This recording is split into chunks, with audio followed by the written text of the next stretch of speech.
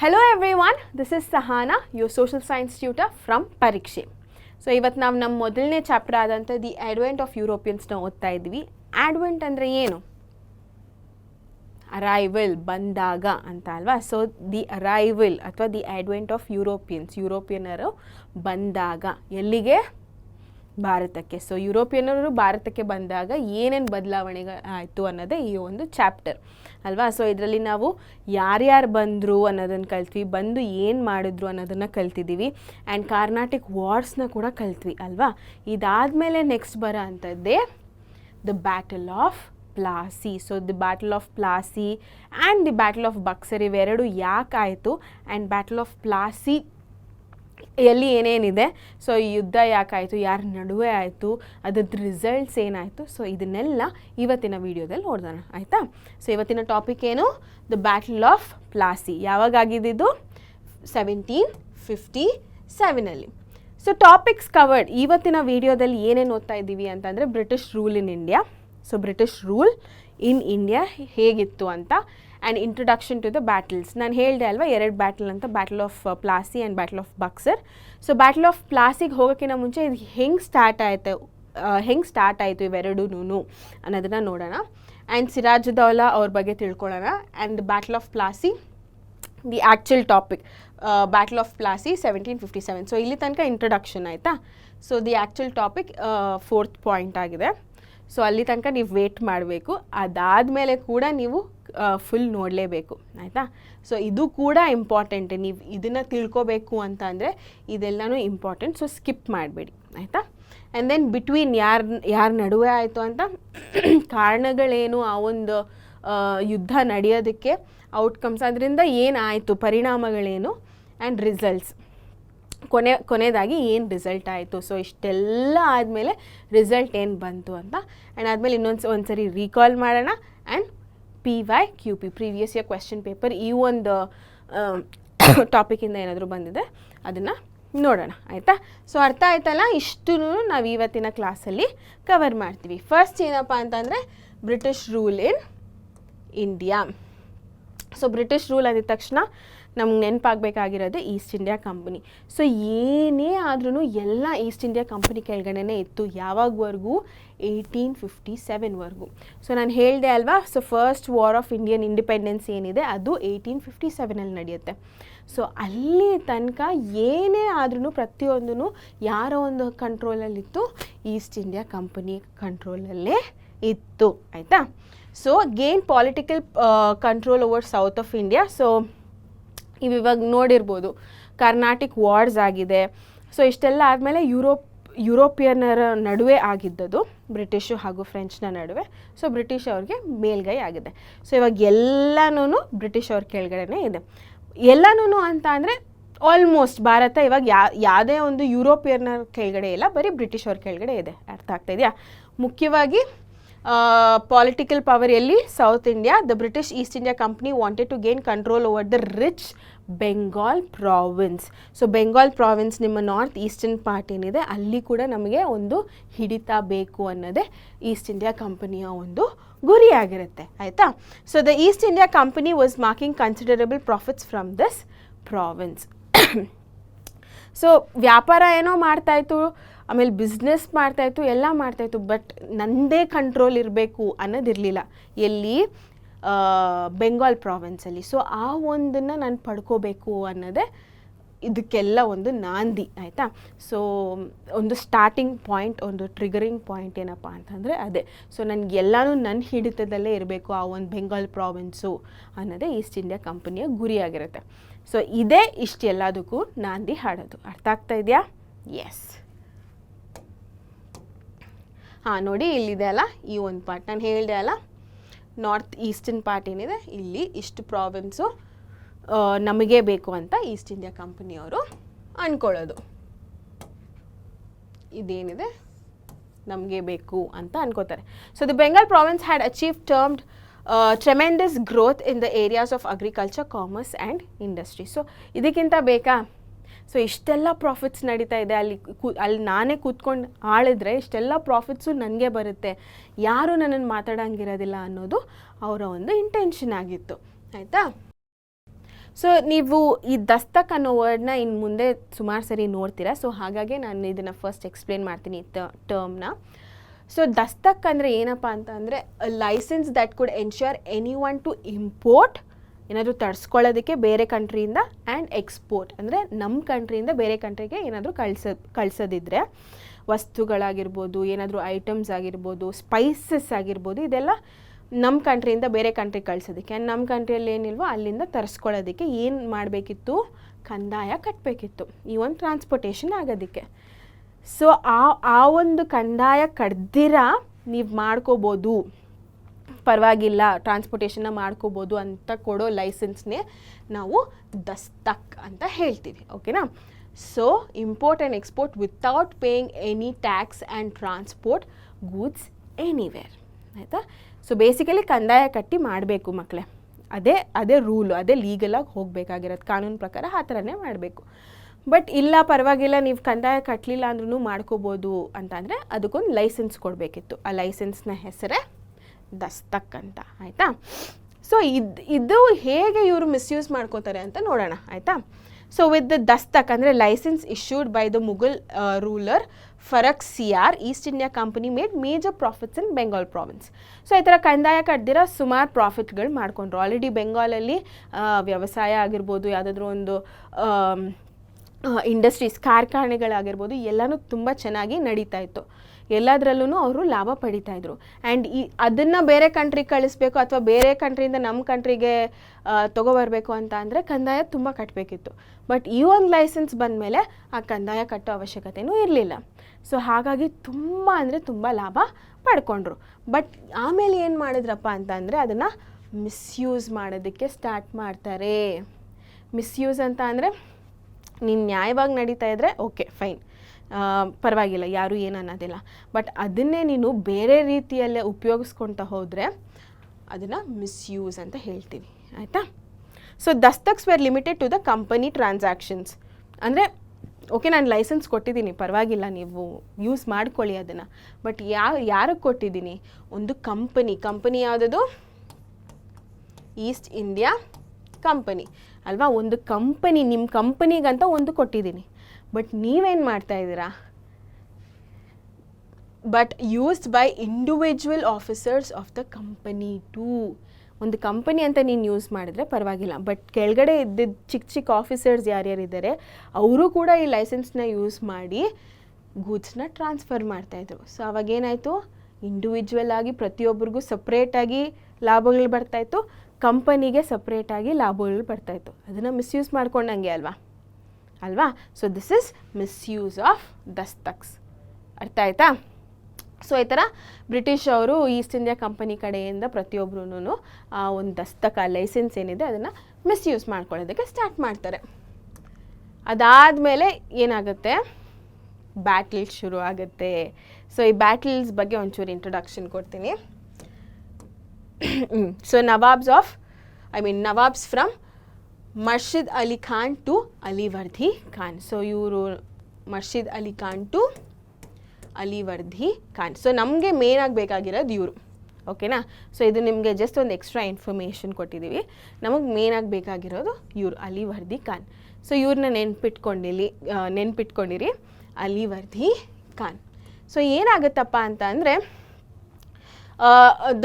the misuse of dastaks by the British East India Company. So this resulted in two crucial battles, that is Battle of Plassey and Battle of Buxar. So ಈ 4 ಜನ ನಾನು ಯಾಕೆ ಹಾಕಿದ್ದೀನಿ ಅಂತ ಅಂದರೆ ಎಲ್ಲರೂ oppose ಮಾಡ್ಕೊಂಡು ಬರ್ತಾರೆ ಏನನ್ನ? Misuse of ದಸ್ತಕ್ಸ್ನ. ಬಟ್ ಇವ್ರು ಯಾಕೆ ಇಂಪಾರ್ಟೆಂಟ್ ಆಗ್ತಾರೆ ಅಂತ ಅಂದರೆ ಇವ್ರ ದಸ್ತಕ್ಸ್ ಮಿಸ್ಯೂಸ್ ಆಗ್ತಾಯಿದೆ ಅಂತ ಬ್ಯಾಟಲ್ನ ಸ್ಟಾರ್ಟ್ ಮಾಡ್ತಾರೆ. ಅರ್ಥ ಆಗ್ತಾ ಇದೆಯಾ? ಸೊ ಹಾಗಾಗಿ ಹಿಸ್ಟ್ರಿಯಲ್ಲಿ ನಾವು ಜಾಸ್ತಿ ಓದಬೇಕಾಗಿರೋದು ಇವ್ರ ಬಗ್ಗೆ. ಯಾರಿವರು? ಅಲಿವರ್ದಿ ಖಾನ್. ಅರ್ಥ ಆಗ್ತಾ ಇದೆಯಾ? ಎಸ್. ಸೊ ಇವಾಗ ಇವ್ರು ನೆನಪಿದಾರಲ್ವಾ? ಎಸ್. ಸೊ ಅಲಿವರ್ದಿ ಖಾನ್ ಅವರು ದ ನವಾಬ್ ಆಫ್ ಬೆಂಗಾಲ್ ಆಗಿರ್ತಾರೆ. ಬಟ್ ಅನ್ಫಾರ್ಚುನೇಟ್ಲಿ ಇವ್ರು ಏನಾಗ್ತಾರೆ? ನಿಧನರಾಗ್ತಾರೆ. ಯಾವಾಗ? 1756 ಆಯಿತಾ? ಸೊ 1756 ಅಲಿವರ್ದಿ ಖಾನ್ ನವಾಬ್ ಆಫ್ ಬೆಂಗಾಲ್ ಅವರು ನಿಧನರಾಗ್ತಾರೆ, ಅಂದರೆ ಸಾಯ್ತಾರೆ. ಆಯಿತಾ? ನೆಕ್ಸ್ಟ್ ಯಾರಪ್ಪ ಬರ್ತಾರೆ ಅಂತ ಅಂದರೆ ಹಿಸ್ ಗ್ರ್ಯಾಂಡ್ ಸನ್, ಅವ್ರ ಮೊಮ್ಮಗ ಆಯಿತಾ. Sirajuddaula came to the throne. ಇವಾಗ ಗೊತ್ತಾಯ್ತಲ್ಲ ಯಾಕೆ ಇಲ್ಲಿ ಹೆಡ್ಡಿಂಗ್ ಸಿರಾಜುದ್ದೌಲಾ ಅಂತ ಇದೆ ಅಂತ. ಆ್ಯಕ್ಚುಲಿ ಇಂಟ್ರಡಕ್ಷನ್ ಅವ್ರ ಬಗ್ಗೆ, ಓಕೆನಾ. ಸೊ ಸಿರಾಜುದ್ದೌಲಾ ಅವರ ಮೊಮ್ಮಗ ಯಾರಿದ್ದಾರೆ, ಸೊ ಅವರು ಅಲ್ಲಿ ರಾಜರಾಗಿ ಸ್ಟಾರ್ಟ್ ಮಾಡ್ಕೋತಾರೆ, ಅವರ ಒಂದು ಆಡಳಿತನ ಸ್ಟಾರ್ಟ್ ಮಾಡ್ಕೋತಾರೆ ರಾಜರಾಗಿ ಸಿರಾಜುದ್ದೌಲಾ. ಆಮೇಲೆ opposes the misuse of dastaks by the British East India company. So ಅವರ ಪಾರಂಪರ್ಯವಾಗಿ ಅವ್ರು ಏನು ಮಾಡ್ತಾಯಿದ್ರು ಅದನ್ನು ಖಂಡಿಸ್ತಾ ಬಂದರು, ಮಿಸ್ಯೂಸ್ ಆಫ್ ದಸ್ತಕ್ಸ್ನ. ಬಟ್ ಇವ್ರೇನು ಮಾಡ್ತಾರೆ, ಇವರು ಕೂಡ ಅದೇ ಮಾಡ್ತಾರೆ. ಬಟ್ ನಾವು ಇವ್ರ ಬಗ್ಗೆ ಯಾಕೆ ಓದ್ತೀವಿ, ಇಲ್ಲಿಂದ ಯಾಕೆ ಸ್ಟಾರ್ಟ್ ಮಾಡ್ತೀವಿ ಅಂತ ಅಂದರೆ, ನಾನು ಆಲ್ರೆಡಿ ಹೇಳ್ದಂಗೆ ಇದಕ್ಕೆ ಸ್ವಲ್ಪ ಪ್ರಾಮುಖ್ಯತೆ ಜಾಸ್ತಿ ಇದೆ. ಯಾಕಂದರೆ ಏನೋ ಒಂದು ಆಯಿತು, ಅಲ್ಲಿ ಯುದ್ಧಗಳೇ ಆಯಿತು ಇದನ್ನು ಖಂಡಿಸಿದ್ದಕ್ಕೆ, ಆಯಿತಾ. ಸೊ ಹಾಗಾಗಿ ಇಲ್ಲಿಂದ ನಾವು ಸ್ಟಾರ್ಟ್ ಮಾಡ್ಕೋತೀವಿ. So the misuse of dastaks by British East India company was opposed by Siraj-ud-Daulah. Okay, so ಇದೇನಾಗುತ್ತೆ, this resulted in the battle of Plassey. ಓಕೆನಾ. So this resulted in the battle of Plassey. Next ಏನಾಗುತ್ತೆ, ಎಸ್, ಸೊ ಯಾವ ಇಸ್ವಿಯಲ್ಲಿ ಆಗೋದು, 1757. So ಇವಾಗ ನಾವು ನಮ್ಮ actual ಟಾಪಿಕಿಗೆ ಬರೋಣ. ಸೊ ಇಷ್ಟೊತ್ತವರೆಗೂ ಇಂಟ್ರಡಕ್ಷನ್ ಗೊತ್ತಾಯ್ತಲ್ವ ನಿಮಗೆ. ಸೊ ಈಸ್ಟ್ ಇಂಡಿಯಾ ಕಂಪನಿ ಅವ್ರು ಯಾಕೆ ಈ ಬೆಂಗಾಲ್ ಪ್ರಾವಿನ್ಸ್ನ ತೊಗೋಬೇಕು ಅಂತ ಅಂದ್ಕೊಂಡ್ರು, ಯಾಕಂದರೆ ಅದು ತುಂಬ ರಿಚ್ ಪ್ರಾವಿನ್ಸ್ ಆಗಿರುತ್ತೆ. ಆ್ಯಂಡ್ ಆ ದಸ್ತಕ್ಸ್ನ ಯಾರು ಕೊಟ್ಟರು, ಅದನ್ನು ಯಾಕೆ ಇವ್ರು ಮಿಸ್ಯೂಸ್ ಮಾಡ್ಕೊಂಡು ಎಷ್ಟು ಲಾಭಗಳು ಮಾಡಿದ್ರು, ಅದನ್ನು ಎಷ್ಟು ಜನ ಅಪೋಸ್ ಮಾಡ್ಕೊಬಂದರು. ಫೈನಲಿ ಸಿರಾಜುದ್ದೌಲಾ ಅವರು ಅಪೋಸ್ ಮಾಡ್ತಾರೆ. ಆ್ಯಂಡ್ ಅದರಿಂದ ಶುರು ಆಗೋದು ಅಂಥದ್ದೇ ಈ ಒಂದು ಬ್ಯಾಟಲ್ ಆಫ್ ಪ್ಲಾಸಿ. ಯಾವ ಇಸ್ವಿಯಲ್ಲಿ ಆಗೋದು, 1757. ಅರ್ಥ ಆಯ್ತಲ್ಲ. ಎಸ್, ಸೊ ಇವಾಗ ಸ್ಟಾರ್ಟ್ ಮಾಡೋಣ ಏನು ಬ್ಯಾಟಲ್ ಆಫ್ ಪ್ಲಾಸಿ ಅಂತ. ಸೊ ಇದು ಬಿಟ್ವೀನ್, ನೀವು ಯಾವುದೇ ಒಂದು ವಾರಲ್ಲಿ ಫಸ್ಟ್ ಬರಿಬೇಕಾಗಿರೋದು ಯಾರ ನಡುವೆ ಆಯಿತು ಅಂತ. ಫಸ್ಟ್ ಬಂದ್ಬಿಟ್ಟು ದ ಯಂಗ್ ನವಾಬ್ ಸಿರಾಜುದ್ದೌಲಾ. ಯಾರ ನಡುವೆ ಆಯಿತು, ದ ಬ್ರಿಟಿಷ್ ಅಂದರೆ Robert Clive. So Robert Clive ಹಾಗೂ Sirajuddaula. So obviously Robert Clive ಅವರು ಬ್ರಿಟಿಷ್ ಅವರು, ಸೊ ಹಾಗಾಗಿ ಹಾಕಿರೋದು ಸಿರಾಜುದ್ದೌಲಾ ಹಾಗೂ ದ ಬ್ರಿಟಿಷ್. ಮೇನ್ಲಿ ಯಾರು ಅದರಲ್ಲಿ, ದ ರಾಬರ್ಟ್ ಕ್ಲೈವ್ ಅವರು, ಓಕೆನಾ. ಎಸ್, ರೀಸನ್ಸ್ ಏನಾಗಿದೆ, ಫಸ್ಟ್ ಮೇನ್ ರೀಸನ್ ನಾವು ಇಷ್ಟೊತ್ತವರೆಗೂ ಓದ್ಕೊಬಂದಿದ್ದು ಮಿಸ್ಯೂಸ್ ಆಫ್ ದಸ್ತಕ್ಸ್, ಓಕೆನಾ. So Siraj-ud-Daulah was furious that the dastaks were misused by the officials of the company, causing losses for the government treasury. ಅಂದರೆ ಅವರ ಒಂದು ಖಜಾನೆ ಏನಿತ್ತು ಅದಕ್ಕೆ ತುಂಬ ನಷ್ಟ ಆಗ್ತಾಯಿತ್ತು. ಬಿಕಾಸ್ ಇಲ್ಲಿ ಇವ್ರು ಪ್ರಾಫಿಟ್ಗಳು ಮಾಡ್ಕೋತಾ ಇದ್ರೆ ಏನು ಕಂದಾಯ ಕಟ್ತೀರಾ, ಸೊ ಆವಾಗೆಲ್ಲ ನಡೀತಾ ಇದ್ದದ್ದು ಕಂದಾಯ ಕಟ್ಟಿದ್ರೇ ಅಲ್ವಾ. ಕಂದಾಯ ಕಟ್ಟಿದ್ರೆ ಇಲ್ಲಿ ಖಜಾನೆ, ರಾಜನ ಖಜಾನೆ ಜಾಸ್ತಿ ಆಗ್ತಾಯಿತ್ತು. ಆ್ಯಂಡ್ ಅದನ್ನೇ ಜನಗಳಿಗೆ ಯೂಸ್ ಮಾಡ್ಕೋತಾಯಿದ್ರು, ಆ ಒಂದು ದುಡ್ಡನ್ನೇ. ಎಲ್ಲರೂ ಆ ಥರ ಮಾಡ್ತಾ ಇರಲಿಲ್ಲ, ಅದು ಒಂದು ಪಾಯಿಂಟ್ ಇದೆ. ಬಟ್ ಇಲ್ಲಿ ಇವ್ರು ಕಂದಾಯ ಕಟ್ದಿರ ಇವರು ಒಂದು ಲಾಭ ಮಾಡ್ಕೋತಾ ಇದ್ರೆ ಇಲ್ಲಿ ಖಜಾನೆ ಖಾಲಿ ಆಗ್ತಾಯಿದೆ ಅಲ್ವಾ, ರಾಜನ ಖಜಾನೆ. ಸೊ ಹಾಗಾಗಿ ಏನಾಯಿತು, ಅಲ್ಲಿ ಅವನಿಗೆ ಕೋಪ ಬರುತ್ತೆ. ಯಾರಿಗೆ, ಸಿರಾಜುದ್ದೌಲಾಗೆ. ಅದು ಪಾಯಿಂಟ್ ನಂಬರ್ 1. ಪಾಯಿಂಟ್ ನಂಬರ್ 2 ಏನು, mending of the fort without permission. ಅಂದರೆ the British repaired the fort of Calcutta and place cannons in them. So cannons ಅಂದರೆ ಗೊತ್ತಲ್ಲ, ಫಿರಂಗಿಗಳು ಅಂತ ಹೇಳ್ತೀವಲ್ಲ, ಅದು ಕ್ಯಾನನ್ಸ್. ಸೊ ಅವನ ಒಂದು ಪರ್ಮಿಷನ್ ಇಲ್ದಿರ ಇವರೇ ಏನು ಮಾಡ್ತಾರೆ, ಈ ಕ್ಯಾಲ್ಕಟಾದಲ್ಲಿರೋ ಫೋರ್ಟ್ ಮೇಲೆ ಫಿರಂಗಿಗಳನ್ನ ಇಡ್ತಾರೆ. ಸೊ ಅದು ಅವನ ಅಸ್ತಿತ್ವದಲ್ಲಿದ್ದಾಗ ಅವನು ಪರ್ಮಿಷನ್ ಕೇಳಬೇಕಿತ್ತು ಬ್ರಿಟಿಷರು, ಸಿರಾಜುದ್ದೌಲಾದು. ಬಟ್ ಕೇಳದೆ ಏನು ಮಾಡಿದೆ, ಹೋಗಿ ಫಿರಂಗಿಗಳನ್ನ ಇವ್ರ ಪಾಡಿಗೆ ಇವರು ಆ ಫೋರ್ಟ್ ಮೇಲೆ ಇಟ್ಬಿಡ್ತಾರೆ, ಆಯಿತಾ. This further angered Sirajuddaulah and he ordered the removal of the cannons from the fort. ಇಲ್ಲ, ನೀವು ನನ್ನ ಪರ್ಮಿಷನ್ ಏನೂ ಕೇಳಿಲ್ಲ, ದಯವಿಟ್ಟು ಅದನ್ನು ತೆಗ್ದಾಕ್ಬಿಡಿ, ಆ ಫಿರಂಗಿಗಳು ನೀವೇನು ಇಟ್ಟಿದ್ದೀರೋ ಅದನ್ನು ತೆಗ್ದಾಕ್ಬಿಡಿ ಅಂತ. ಸೊ ಆ ಫಿರಂಗಿ ಇಟ್ಟಿದ್ದು ಇವನ ಒಂದು ಪರ್ಮಿಷನ್ ಕೇಳ್ದಿರಾ. ಸೊ ಅದು ಪಾಯಿಂಟ್ ನಂಬರ್ 2. ಅಲ್ಲಿ ಕೂಡ ಅವನಿಗೆ ಕೋಪ ಬರುತ್ತೆ. ನೆಕ್ಸ್ಟ್ ಏನಪ್ಪ ಅಂತ ಅಂದರೆ ಬ್ಲ್ಯಾಕ್ ರೂಮ್ ಟ್ರ್ಯಾಜಿಡಿ. ಸೊ ಇದು ಕೂಡ ಇಂಪಾರ್ಟೆಂಟ್ ಆಗುತ್ತೆ. ಏನಿದು ಅಂತ ಅಂದರೆ, Siraj-ud-Daulah conquered Fort William easily. So Fort William ಏನಿದೆ ಅದನ್ನು ಈಸಿಯಾಗಿ ಅವನು ಒಂದು ಪಡಿಸ್ಕೊಂಡ್ಮೇಲೆ he imprison 146 English men in a small room. ಒಂದು ಚಿಕ್ಕ ಕೋಣೆಯಲ್ಲಿ 146 ಬ್ರಿಟಿಷ್ ಮೆನ್ ಯಾರಿರ್ತಾರೆ, ಇಂಗ್ಲೀಷ್ ಮೆನ್ ಯಾರಿರ್ತಾರೆ ಅವ್ರನ್ನ ಬಂಧಿಸ್ತಾನೆ ಇವನು, ಆಯಿತಾ. ಸೊ ಎಷ್ಟು ಜನ, 146 ಜನನ ಬಂಧಿಸ್ತಾನೆ, ಅದು ಒಂದು ಚಿಕ್ಕ ಕೋಣೆಯಲ್ಲಿ, ಆಯಿತಾ. ಸೊ ಆ ಒಂದು ಸಿಚುವೇಷನಲ್ಲಿದ್ದಾಗ ಸುಮಾರು ಜನ ಸಾಯ್ತಾರೆ. ಸೊ ಹಾಗೆ 123 ಜನ ಸಾಯ್ತಾರೆ ಆ ಒಂದು ಸಿಚುವೇಶನ್, ಆ ಒಂದು ಕೋಣೆಯಲ್ಲಿದ್ದಾಗ. ಐ ಮೀನ್ ಅಷ್ಟು ಚಿಕ್ಕ ಕೋಣೆ, ಸುಮಾರು ಜನನ ಹಾಕಿದಾಗ ಉಸಿರಾಡೋಕ್ಕಾಗೋದಿಲ್ಲ, ಊಟ ಇಲ್ಲ, ತಿಂಡಿ ಇಲ್ಲ, ಈ ಥರ ಎಲ್ಲ ಆದಾಗ ಏನಾಗುತ್ತೆ, ಸಾಯ್ತಾರಲ್ವಾ. ಎಸ್, ಸೊ 123 ಜನ ಸಾಯ್ತಾರೆ. This is called black room tragedy. ಅರ್ಥ ಆಗ್ತಾ ಇದೆಯಾ? So this is one of the reasons. ಆಮೇಲೆ so this enraged Robert Clive and arrived in Bengal with a huge army. So Robert Clive ಅವರು ಏನಪ್ಪ ಅಂತ ಅಂದರೆ ತುಂಬ ಇಂಟೆಲಿಜೆಂಟ್, ತುಂಬ ಬುದ್ಧಿವಂತರು. ಸೊ ಇವರು ವಾಪಸ್ ಹೋಗಿರ್ತಾರೆ, ಎಲ್ಲಿಗೆ, ಇಂಗ್ಲೆಂಡ್ಗೆ ಹೋಗಿರ್ತಾರೆ ವಾಪಸ್ಸು. ಸೊ ಅವ್ರೇನು ಮಾಡ್ತಾರೆ, ಇಲ್ಲ ರಾಬರ್ಟ್ ಕ್ಲೈವ್ ಅವರು ತುಂಬ ಬುದ್ಧಿವಂತರು, ಇವ್ರನ್ನೇ ಕಳ್ಸೋಣ, ಈ ಒಂದು ಕೆಲಸ, ಇಷ್ಟೆಲ್ಲ ಕೆಲಸಗಳಾಗ್ತಾಯಿದೆ, ಇವ್ರು ಹೋದ್ರೇ ಅಲ್ಲಿ ನಾವು ಗೆಲ್ಲಕ್ಕಾಗೋದು ಅಂತ ಅವ್ರು ಇಂಗ್ಲೆಂಡವ್ರು ಯೋಚನೆ ಮಾಡಿ ರಾಬರ್ಟ್ ಕ್ಲೈವ್ ಅವ್ರನ್ನ ಕಳಿಸ್ತಾರೆ. ಸೊ ರಾಬರ್ಟ್ ಕ್ಲೈವ್ ಅವ್ರಿಗೂ ತುಂಬ ಸಿಟ್ಟು ಬರುತ್ತೆ, ಇಷ್ಟೆಲ್ಲ ಆಗ್ತಾಯಿದೆ, ನಾನು ಬರ್ತೀನಿ ಅಂತ ಬರ್ತಾರೆ, ಒಂದು ದೊಡ್ಡ ಆರ್ಮಿನ ತೊಗೊಂಡು ಬರ್ತಾರೆ. ರೀಸನ್ಸ್ ಗೊತ್ತಾಯ್ತಲ್ಲ ಹೆಂಗೆ ಶುರು ಆಗುತ್ತೆ ಇದು ಅಂತ. ಮಿಸ್ಯೂಸ್ ಆಫ್ ದಸ್ತಕ್ಸು, ಆಮೇಲೆ ಅವ್ರ ಫಿರಂಗಿಗಳು ಫೋರ್ಟ್ ಕ್ಯಾಲ್ಕಟಾ ಏನಿದೆ, ಕ್ಯಾಲ್ಕಟಾದಲ್ಲಿರೋ ಫೋರ್ಟ್ ಏನಿದೆ, ಸೊ ಅಲ್ಲಿ ಫಿರಂಗಿಗಳು ತಂದಿರ್ತಾರೆ. ಆ್ಯಂಡ್ ಇನ್ನೊಂದು ಏನಪ್ಪ ಅಂತಂದರೆ ಬ್ಲ್ಯಾಕ್ ರೂಮ್ ಟ್ರ್ಯಾಜಿಡಿ. ಸೊ ಇಷ್ಟೆಲ್ಲ ಆಗ್ತಾ ಇದ್ದಿದ್ದರಿಂದ ರಾಬರ್ಟ್ ಕ್ಲೈವ್ ಅವರು ಒಂದು ದೊಡ್ಡ ಸೈನ್ಯನ ಕರ್ಕೊಂಡು ಭಾರತಕ್ಕೆ ಬರ್ತಾರೆ, ಆಯಿತಾ. ಸೊ ರೀಸನ್ಸ್ ಆಯಿತು ಮಕ್ಕಳೇ. ಇವಾಗ ಬಂದ್ಬಿಟ್ಟು ಈವೆಂಟ್ಸ್ ಏನಪ್ಪ ಅಂತಂದರೆ ಆ ಯುದ್ಧದ ಟೈಮಲ್ಲಿ ಏನೇನಾಯಿತು ಅನ್ನೋದನ್ನ ನಾವು ಈವೆಂಟ್ಸ್ ಅಂತ ಹೇಳ್ತೀವಿ, ಆಯಿತಾ. ಸೊ ಇಲ್ಲಿ ನಾವು 2 ಈವೆಂಟ್ಸ್ನ ನೋಡ್ಬೋದು. ಫಸ್ಟ್ ಏನಪ್ಪ ಅಂತಂದರೆ, so Robert Clive attract rich locals like Manikchand, Nemchand, Jagat Seth and others towards him. So ಇಲ್ಲಿ ನಾನು ಕೊಟ್ಟಿರೋ ಅಂಥ ಇಮೇಜ್ ಯಾರ್ದಪ್ಪ ಅಂತಂದರೆ ಜಗತ್ ಸೇಠ್ದು, ಓಕೆನಾ. ಸೊ ಇಲ್ಲಿ ನೀವು ನೋಡುವಂಥ ಇಮೇಜ್ ಜಗತ್ ಸೇಠ್ದು. ಸೊ ರಾಬರ್ಟ್ ಕ್ಲೈವ್ ಅವ್ರು ಏನು ಮಾಡ್ತಾರೆ, ಸೊ ಅಲ್ಲಿ ಲೋಕಲಲ್ಲಿದ್ದಂಥ ಸಾಹುಕಾರ ಯಾರ್ಯಾರಿದ್ದಾರೆ, ಮಾನಿಕ್ಚಂದ್, ನೇಮ್ಚಂದ್ ಹಾಗೂ ಜಗತ್ ಸೇಠ್ನ ಅವರ ಒಂದು ವಶಕ್ಕೆ ಪಡ್ಕೊಳ್ಳೋದಕ್ಕೆ ನೋಡ್ತಾರೆ, ಆಯಿತಾ. ಸೊ ನಮ್ಗೆ ಅನಿಸುತ್ತೆ ಮಕ್ಕಳೇ, ಆ ಟೈಮಲ್ಲಿ ಭಾರತದಲ್ಲಿ ಬಡವರೇ ಇದ್ದರು, ತುಂಬ ದಡ್ಡರೇ ಇದ್ದರು, ಜ್ಞಾನವಂತರು ಇರಲಿಲ್ಲ, ಹಾಗಾಗಿ ಬ್ರಿಟಿಷ್ ಅವರು ಬಂದು ನಮ್ಮನ್ನು ಲೂಟಿ ಮಾಡ್ಕೊಂಡು ಹೋದರು. ಸೊ ಈ ಒಂದು ಮೆಂಟಾಲಿಟಿ ಇರುತ್ತೆ ಅಲ್ವಾ. ಸೊ ನಿಜವಾಗ್ಲೂ ಅದು ಸುಳ್ಳು ಮಕ್ಕಳೇ, ಆಯಿತಾ. ಸೊ ಆವಾಗಿನ ಕಾಲದಲ್ಲಿ ತುಂಬ ರಿಚೆಸ್ಟ್ ಯಾರಿದ್ದಾರೆ, ಇನ್ಫ್ಯಾಕ್ಟ್ ಜಗತ್ ಸೇಠ್ ಅವರು ಆ ಒಂದು ಟೈಮಲ್ಲಿ 18ನೇ ಶತಮಾನದಲ್ಲಿ ಜಗತ್ತಲ್ಲೇ ದೊಡ್ಡ ಸಾಹುಕಾರರಂತೆ ಅವರ ಆ ಒಂದು ಟೈಮಲ್ಲಿ, ಅರ್ಥ ಆಗ್ತಾ ಇದೆಯಾ. ಸೊ ಅಂಥವರು ಭಾರತದಲ್ಲಿದ್ದರು ಆ್ಯಂಡ್ ಅತ್ಯಂತ ದೊಡ್ಡ ಮೇಧಾವಿಗಳು ಕೂಡ ಭಾರತದಲ್ಲಿದ್ದರು. ಬಟ್ ಸಿಚುವೇಶನ್ಸ್ ಆ ಥರ ಇತ್ತು. ಸೊ ಹಾಗಾಗಿ ಬ್ರಿಟಿಷ್ ಅವ್ರು ಬಂದು ನಮ್ಮನ್ನು ಲೂಟಿ ಮಾಡ್ಕೊಂಡು ಹೋದರು, ಅಷ್ಟೇ ಬಿಟ್ಟರೆ ನಮ್ಮ ಕೈಯಲ್ಲಿ ಆಗಲಿಲ್ಲ, ಹಾಗಾಗಿ ಅವ್ರು ಬಂದಿದ್ದು. ಸೊ ಈ ಒಂದು ಮೆಂಟಾಲಿಟಿ ಇದ್ದರೆ ದಯವಿಟ್ಟು ತೆಗೆದಾಕ್ಬಿಡಿ, ಆಯಿತಾ.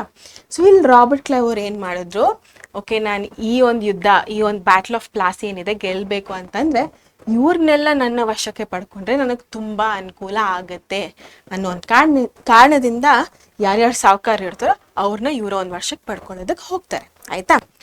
ನೆಕ್ಸ್ಟ್ ಏನು ಮಾಡ್ತಾರಪ್ಪ ಅಂತಂದರೆ, ನಿಮಗೆ ಗೊತ್ತು ರಾಬರ್ಟ್ ಕ್ಲೈವ್ ಅವ್ರು ಎಷ್ಟು ಬುದ್ಧಿವಂತರಾಗಿದ್ರು, ಅವ್ರು ಎಷ್ಟು ಚಾಲಾಕಿತನದಿಂದ ಯೋಚನೆ ಮಾಡ್ತಾ ಇದ್ರು ಅಂತ ಅಲ್ವಾ. ನೆಕ್ಸ್ಟ್ ಏನು ಮಾಡ್ತಾರಪ್ಪ ಅಂತಂದರೆ, ಹಿ ಕನ್ವಿನ್ಸ್ಡ್ ಮಿರ್ ಜಾಫರ್ ಅವ್ರು ಯಾರು, ಇಲ್ಲಿ ನೋಡಿ, ಇಲ್ಲಿ the military head of Sirajuddaulah to stay neutral in the battle. So ನಿನ್ನ ಒಬ್ಬ ರಾಜ ಯಾರಿದ್ದಾರೆ, ಸಿರಾಜುದ್ದೌಲಾ, ಅವ್ರಿಗೆ ನೀನು ಸಪೋರ್ಟ್ ಮಾಡಬೇಡ, ಆಯ್ತಾ ಅಂತ ಕೇಳ್ತಾರೆ. ಸೊ ಅದಕ್ಕೆ ಇವ್ರು ಒಪ್ಕೋತಾರೆ. ಮಿರ್ ಜಾಫರ್ ಅವ್ರು ಏನು ಮಾಡ್ತಾರೆ, ಒಪ್ಕೋತಾರೆ. ಸುಮ್ಮನೆ ಒಪ್ಕೋತಾರಾ, ಆಯಿತು ಸರ್ ನೀವು ಹೇಳ್ದಂಗೆ ಮಾಡ್ತೀನಿ ಅಂತ ಸುಮ್ಮನೆ ಒಪ್ಕೋತಾರಾ? ಡೆಫಿನೆಟ್ಲಿ ಒಪ್ಕೊಳ್ಳೋದಿಲ್ಲ.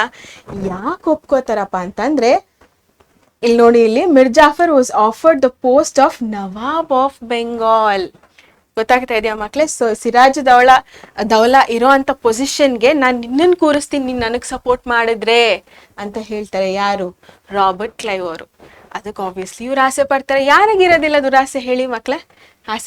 ದುರಾಸೆ ಪಟ್ಟು ಇನ್ಫ್ಯಾಕ್ಟ್ ಒಪ್ಕೊಂಡು ಏನು ಮಾಡ್ತಾರೆ, ಯುದ್ಧದಲ್ಲಿ ಸಿರಾಜುದ್ದೌಲಾಗೆ ಸಪೋರ್ಟ್ ಮಾಡೋದಿಲ್ಲ. ಅರ್ಥ ಆಗ್ತಾ ಇದೆಯಾ? ಸೊ ಈ ಎರಡೂ ಏನಿದೆ, ಒಂದು ಸ್ಟ್ರಾಟಜೀಸ್ ಆಗಿರ್ಬೋದು ಅಥವಾ ಒಂದು ಐಡಿಯಾಸ್ ಬಂದಿದ್ದು ರಾಬರ್ಟ್ ಕ್ಲೈವ್ ಅವ್ರಿಗೆ, ಆ್ಯಂಡ್ ಅದನ್ನು ಅವರು ಎಕ್ಸಿಕ್ಯೂಟ್ ಕೂಡ ಮಾಡ್ತಾರೆ, ಓಕೆನಾ. ನೆಕ್ಸ್ಟ್ ಏನು ಮಾಡ್ತಾನೆ, ಸೊ ಇಷ್ಟೆಲ್ಲ ರೆಡಿ ಮಾಡ್ಕೊಂಡಿದ್ದಾನೆ ಇವಾಗ ರಾಬರ್ಟ್ ಕ್ಲೈವ್. ಇವಾಗ ಧೈರ್ಯ, ಓಕೆ ನಾನು ಇವನ ಮೇಲೆ ಹೋಗ್ಬೋದು, ಸಿರಾಜುದ್ದೌಲಾ ಮೇಲೆ, ಇವಾಗ ನಾನೇ ಗೆಲ್ತೀನಿ ಅನ್ನೋ ಒಂದು ಧೈರ್ಯ ಬಂತು ಅವನಿಗೆ. ಬಂದೇನು ಮಾಡ್ತಾನೆ, declared a war against Sirajuddaulah on June 23, 1757. ಯಾವಾಗ? June 23, 1757. ಏನಾಗುತ್ತೆ, Sirajuddaulah who tried to escape from the battlefield was captured and killed. So Sirajuddaulah ಅವನಿಗೆ ಗೆಲ್ಲೋದಕ್ಕೆ ಆಗೋದಿಲ್ಲ, ಸೋಲ್ತಾನೆ. ಸೋತೋಗಿ ಅವನು ಏನು ಮಾಡ್ತಾನೆ, ಓಡೋದಕ್ಕೆ ತಪ್ಪಿಸ್ಕೊಳ್ಳೋದಕ್ಕೆ ಟ್ರೈ ಮಾಡ್ತಾನೆ. ಬಟ್ ತಪ್ಪಿಸ್ಕೊಳ್ಳೋಕ್ಕಾಗೋದಿಲ್ಲ, ಅವನ್ನ ಹಿಡ್ಕೊಬಂದು ಸಾಯಿಸ್ತಾರೆ. ಯಾರನ್ನ? ಸಿರಾಜುದ್ದೌಲಾನ. ಅರ್ಥ ಆಗ್ತಾ ಇದೆಯಲ್ಲ, ಸ್ಟೋರಿ ಥರನೇ ಹೇಳ್ತಾ ಇದ್ದೀನಿ, ನೀವು ಫಾಲೋ ಮಾಡ್ತಾ ಇದ್ದೀರಾ ಅಂತ ಕೂಡ ಅನ್ಕೋತಾ ಇದ್ದೀನಿ. Okay, yes. ಸೊ ಔಟ್ಕಮ್ಸ್ ಏನಾಯಿತು, ಸೊ ಇವಾಗ ರಾಜ ಸತ್ತ. ಸೊ ಅಲ್ಲಿಗೆ ಮುಗೀತು, ಇಷ್ಟೆಲ್ಲ ಆಯಿತು, ಇಷ್ಟು ಈವೆಂಟ್ಸ್ ಆಯಿತು. ಔಟ್ಕಮ್ಸ್ ಅಂದರೆ ಅದ್ರ ಪರಿಣಾಮಗಳು ಏನಿತ್ತು ಅನ್ನೋದನ್ನು ನೋಡೋಣ ಇವಾಗ. So this war brought out the immorality, lack of unity among the Indians and the greed of Indian business man. So ಇಲ್ಲಿ ಕ್ಲಿಯರಾಗಿ ತೋರಿಸ್ತು, ಯಾವುದೇ ಒಂದು ಸಹಕಾರತೆ ಏನೂ ಇಲ್ದಿರ ಇಂಡಿಯನ್ಸ್ನ ನಡುವೆ, ಭಾರತೀಯರ ನಡುವೆ ಅವ್ನು ರಾಬರ್ಟ್ ಕ್ಲೈವ್ ಬಂದು ಎಲ್ಲರನ್ನೂ ಅಟ್ರ್ಯಾಕ್ಟ್ ಮಾಡಿಬಿಟ್ಟು ಗೆದ್ಕೊಂಡು ಹೋದ. ಸೊ ಇಲ್ಲಿ ಕ್ಲಿಯರಾಗಿ ತೋರಿಸುತ್ತೆ, ನಾವು ಯೂನಿಟಿಯಲ್ಲಿಲ್ಲ, ಇಂಡಿಯನ್ಸ್ ಯೂನಿಟಿಯಲ್ಲಿಲ್ಲ. ಆ್ಯಂಡ್ ಬಿಸ್ನೆಸ್ ಮೆನ್, ಈ ರಿಚ್ ಮೆನ್ ಯಾರ್ಯಾರು ಮೆನ್ಷನ್ ಮಾಡಿದೆ ಅವರೆಲ್ಲ ಆಸೆ ಪಟ್ಬಿಟ್ರು, ದುರಾಸೆ ಪಟ್ಬಿಟ್ರು ಅನ್ನೋದು ನಮಗೆ ಇಲ್ಲಿ ಕ್ಲಿಯರಾಗಿ ಗೊತ್ತಾಗುತ್ತೆ ಅಲ್ವಾ. ಅದಾದಮೇಲೆ ಮಿರ್ ಜಾಫರು, ಸೊ ರಾಬರ್ಟ್ ಕ್ಲೈವ್ ಹೇಳ್ದಂಗೆ ಮಾತು ಕೊಟ್ಟಿರ್ತಾನಲ್ವ, ಅವ್ನು ನಾನು ನಿನ್ನನ್ನು ಕಿಂಗ್ ಮಾಡ್ತೀನಿ ಅಂತ. ಸೊ ಈ ಮಿರ್ ಜಾಫರು ಇವಾಗ ನವಾಬ್ ಆಫ್ ಬೆಂಗಾಲ್ ಆಗ್ತಾನೆ. ಸೊ ಸೈನ್ಯದ ಹೆಡ್ ಆಗಿರ್ತಾನೆ ಅವನು. ಇವಾಗ ಇಮಿಡಿಯೇಟ್ಲಿ ಏನಾಗ್ತಾನೆ, ಯುದ್ಧ ಆದಮೇಲೆ ಕಿಂಗ್, ರಾಜ ಆಗಿಬಿಡ್ತಾನೆ, ಆಯಿತಾ, ನವಾಬ್ ಆಫ್ ಬೆಂಗಾಲ್. ಅದಾದಮೇಲೆ the company gained exclusive rights to trade in Bengal, because ಅದು ಅವ್ರ ವಶಕ್ಕಾಯಿತು. ಆ್ಯಂಡ್ ಅಲ್ಲಿದ್ದಿದ್ದು ರಾಜ ಇವ್ರು ಕೂಡಿಸಿರೋ ಅಂಥ ರಾಜಾನೇ ಅಲ್ವಾ. ಸೊ ಅವ್ನು ಲಿಟ್ರಲಿ ಪಪ್ಪೆಟ್ ಥರ, ಗೊಂಬೆ ಥರ, ಅವ್ರು ಏನು ಹೇಳ್ತಾರೋ ಅದನ್ನು ಮಾಡ್ತಾ ಇರಬೇಕು. ಸೊ ಏನಾಗುತ್ತೆ ಫೈನಲಿ ಆ ಒಂದು ಟ್ಯಾಕ್ಸು ಎಲ್ಲ ಏನೇನು ರೈಟ್ಸ್ ಇದೆಯೋ ಎಲ್ಲನೂ ಈಸ್ಟ್ ಇಂಡಿಯಾ ಕಂಪನಿಗೆ ಬರುತ್ತೆ, ಅವರ ವಶಕ್ಕೆ ಬರುತ್ತೆ, ಆಯಿತಾ. ಸೊ ಮಿರ್ ಜಾಫರ್ ಯಾರಿರ್ತಾರೆ, ಮಿರ್ ಜಾಫರ್ ಇದ್ದಾನಲ್ಲ, ಸೊ ಇವನೇನು ಮಾಡಬೇಕಿತ್ತು, ಈಸ್ಟ್ ಇಂಡಿಯಾ ಕಂಪನಿ ಅಥವಾ ರಾಬರ್ಟ್ ಕ್ಲೈವ್ಗೆ ದುಡ್ಡು ಕೊಡಬೇಕಿತ್ತು. ಯಾಕಪ್ಪ ಅಂತಂದರೆ, so Mir Jafar had to pay 17 crores and 70 lakhs. So 70 crores and 70 lakhs ಅಂದರೆ ಅಲ್ಲಿ ಆವಾಗಿನ ಕಾಲದಲ್ಲಿ 18th centuryಯಲ್ಲಿ ಅಷ್ಟು ಅಂತಂದರೆ ಇವಾಗ ಲೆಕ್ಕ ಹಾಕ್ಕೊಳ್ಳಿ, ಅದು ಲೆಕ್ಕನೇ ಹಾಕೋದಕ್ಕೆ ಆಗೋದಿಲ್ಲ ಅನಿಸುತ್ತೆ. ಸೊ ಅಷ್ಟು ದುಡ್ಡು ಟು ದ ಕಂಪನಿ, ಆಯಿತಾ. ಸೊ ಯಾರಿಗೆ? ಈಸ್ಟ್ ಇಂಡಿಯಾ ಕಂಪನಿಗೆ, on behalf of Sirajuddaulah as war indemnity ಅಂತ ಅಂದರೆ ನಷ್ಟ ಪರಿಹಾರಗಳು ಅಂತ ಹೇಳ್ತೀವಲ್ಲ. ಸೊ ನಾನು ಯುದ್ಧ ಮಾಡಿ ಇಷ್ಟು ನಷ್ಟ ಆಗಿದೆ, ನಾನು ಇಷ್ಟು ಅಂತ ಪರಿಹಾರ ಕೊಡ್ತಾಯಿದ್ದೀನಿ. ಆ ಪರಿಹಾರ ಎಷ್ಟು? 17 crores 70 lakhs, ಆಯಿತಾ, for the attack of fort William. So Fort William ಯಾರು ವಶಪಡಿಸ್ಕೊಳ್ಬೇಕು ಅಂತ ಅಂದ್ಕೊಳ್ಳೋದು? ಸಿರಾಜುದ್ದೌಲಾ ಅಲ್ವಾ. ಸೊ ಇವಾಗ ಅವ್ನು ಸತ್ತೋಗಿದ್ದಾನೆ, ಇವಾಗ ಯಾರಿರೋದು? ಮಿರ್ ಜಾಫರ್ ಇರೋದು. ಸೊ ಇವ್ರೇನು ಮಾಡ್ತಾರೆ, ಈಸ್ಟ್ ಇಂಡಿಯಾ ಕಂಪನಿಯವರು ಮಿರ್ ಜಾಫರ್ನ ಕೇಳ್ತಾರೆ, ಇಲ್ಲ ನೀನು ನಷ್ಟ ಪರಿಹಾರ ಕೊಡಬೇಕು, ನಮ್ಮ ಫೋರ್ಟ್ನ ನೀನು ಅವತ್ತು ಸಿರಾಜುದ್ದೌಲಾ ಕಾಂಕರ್ ಮಾಡೋಕ್ಕೆ ಹೋಗಿದ್ದ, ಇಷ್ಟೆಲ್ಲ ನಷ್ಟ ಆಗಿದೆ ನಮಗೆ, ಇವಾಗ ನೀನೇ ಕಿಂಗು, ಹಾಗಾಗಿ ನೀನು ಕೊಡಬೇಕು ಅಂತ ಹೇಳ್ತಾರೆ. ಆ್ಯಂಡ್ ಇವನು ಕೊಡ್ತಾನೆ ಕೂಡ. ಸೊ ಇದೊಂದು ಪರಿಣಾಮ ಆಗುತ್ತೆ. ಆಮೇಲೆ ಸೊ ಈ ಥರ ಕೊಟ್ಟು ಮಿರ್ ಜಾಫರ್ ಏನಾಗುತ್ತೆ, ಮಿರ್ ಜಾಫರ್ ಖಜಾನೆ, ಟ್ರೆಷರಿ ಏನಿದೆ, ಇವನ ಒಂದು ಖಜಾನೆಯಿಂದ ದುಡ್ಡೆಲ್ಲ ಖಾಲಿ ಆಗ್ತಾ ಬರುತ್ತೆ. ಪಾಪ ಕೊಟ್ಟು ಎಲ್ಲ ದುಡ್ಡು ಖಾಲಿ ಆಗ್ತಾ ಬರುತ್ತೆ. ಆಮೇಲೆ ಇವನು ಏನು ಹೇಳ್ತಾನೆ, ರಾಬರ್ಟ್ ಕ್ಲೈವ್ ಏನು ಹೇಳ್ತಾನೆ ಹೇಳಿ, ಇಲ್ಲಪ್ಪ ನೀನು ಇನ್ಎಫಿಷಿಯೆಂಟು, ನಿನ್ನ ಖಜಾನೆಯಲ್ಲಿ ಇವಾಗ ಏನೂ ಇಲ್ಲ, ಇರೋದೆಲ್ಲ ಈ ಥರ ನಮಗೆ ಕೊಟ್ಬಿಟ್ಟೆ, ಯಾಕಂದರೆ ಅದು ನಷ್ಟ ಪರಿಹಾರಗಳು ಅವು ಇವು ಇದ್ರ ಕೆಳಗಡೆ ಎಲ್ಲ ಬಂತು, ಇವಾಗ ನಮ್ಮ ಹತ್ರ ಇದೆ, ನೀನು ಕರೆಕ್ಟ್ ಅಲ್ಲ, ನೀನು ಲಾಯಕ್ಕಿಲ್ಲ ಕಿಂಗ್ ಆಗೋದಕ್ಕೆ, ನೀನು ಆ್ಯಕ್ಚುಲಿ ಇನ್ಕ್ರೀಸ್ ಮಾಡಬೇಕಿತ್ತು ಈ ಗೂಡ್ಸ್ನೆಲ್ಲ, ಬಟ್ ನೀನೇನು ಮಾಡಿದ್ಯಾ, ದುಡ್ಡಿನೆಲ್ಲ ಇನ್ಕ್ರೀಸ್ ಮಾಡಬೇಕಿತ್ತು, ಬಟ್ ನೀನು ಡಿಕ್ರೀಸ್ ಮಾಡಿ 0 ಮಾಡ್ಕೊಂಡಿದ್ಯಾ. ಸೊ ನೀನು ರಾಜ ಆಗೋದಕ್ಕೆ ಲಾಯಕ್ಕಿಲ್ಲ ಅಂತ ಹೇಳ್ತಾರೆ. ಹೇಳಿದ್ಮೇಲೆ ಏನು ಮಾಡ್ತಾರೆ, ಯಾರಿದು? ಮಿರ್ ಕಾಸಿಮ್ ಅಂತ. ಅಂದರೆ ಮಿರ್ ಕಾಸಿಮ್ ಯಾರಪ್ಪ ಅಂತ ಅಂದರೆ ಮಿರ್ ಜಾಫರ್ನ ಅಳಿಯ, ಆಯಿತಾ. ಸೊ ಮಿರ್ ಜಾಫರ್ನ ಅಳಿಯನ ಲೀಡರ್ ಆಗಿ ಮಾಡ್ತಾರೆ. ಲೀಡರ್ ಅಂತ ಅಂದರೆ ನವಾಬ್ ಆಗಿ ಮಾಡ್ತಾರೆ. ಸೊ ಮಿರ್ ಜಾಫರ್ನ ಇಳಿಸ್ಬಿಟ್ಟು ನೀನು ಇನ್ಎಫಿಷಿಯೆಂಟು, ನೀನೇನು ಲಾಯಕ್ಕಿಲ್ಲ ರಾಜ ಆಗೋದಕ್ಕೆ ಅಂತ ಮಿರ್ ಕಾಸಿಮ್ ಇವರ ಅಳಿಯ ಯಾರಿದ್ದಾರೆ ಅವನ್ನ ನವಾಬ್ ಆಗಿ ಮಾಡ್ತಾರೆ. ಆಯಿತಾ? ಎಸ್, ಗೊತ್ತಾಯ್ತಲ್ಲ ಇಷ್ಟು. ಸೊ ಇವಾಗ ಜಸ್ಟ್ ನಾನು ಒಂದು ರೀಕಾಲ್ ಮಾಡಿಬಿಡ್ತೀನಿ, ಅವಾಗ ನಿಮಗೆ ಈಸಿ ಆಗುತ್ತೆ. ಸೊ ಬ್ಯಾಟಲ್ ಆಗೋದು ಸಿರಾಜುದ್ದೌಲಾ ಹಾಗೂ ರಾಬರ್ಟ್ ಕ್ಲೈವ್ನ ನಡುವೆ, ಸಿರಾಜುದ್ದೌಲಾ ರಾಬರ್ಟ್ ಕ್ಲೈವ್ ಇವರಿಬ್ಬರ ನಡುವೆ. ಸೊ ರೀಸನ್ಸ್ ಏನೇನು, misuse of dastaks, mending the forts without permission, ಅಂದರೆ ಅವ್ರು ತಂದು ಫಿರಂಗಿಗಳೆಲ್ಲ ಇರ್ತಾರಲ್ವ ಅದು, ಆ್ಯಂಡ್ ಆದಮೇಲೆ black room tragedy. So fort ವಿಲಿಯಮ್ನ ಕಾಂಕರ್ ಮಾಡಿ ಇಂಗ್ಲೀಷ್ ಮೆನ್ನೆಲ್ಲ ತಂದು ಒಂದು ಚಿಕ್ಕ ರೂಮಲ್ಲಿ ಇಡ್ತಾನೆ, ಆಮೇಲೆ 123 ಮೆಂಬರ್ಸ್ ಸಾಯ್ತಾರೆ. ಸೊ ಇದೆಲ್ಲ ಇದೆಯಲ್ಲ, ಸೊ ಅದು ಬ್ಲ್ಯಾಕ್ ರೂಮ್ ಟ್ರಾಜಿಡಿ. ಸೊ ಅದಾದಮೇಲೆ Robert Clive arrives with his army. So ಇಷ್ಟು ರೀಸನ್ಸು ಇದಾಗಿದ್ದರಿಂದ ಅವ್ರು ಏನು ಮಾಡ್ತಾರೆ, ರಾಬರ್ಟ್ ಕ್ಲೈವ್ ಅವರು ಒಂದು ದೊಡ್ಡ ಸೈನ್ಯನೇ ಕರ್ಕೊಂಡು ಬರ್ತಾರೆ.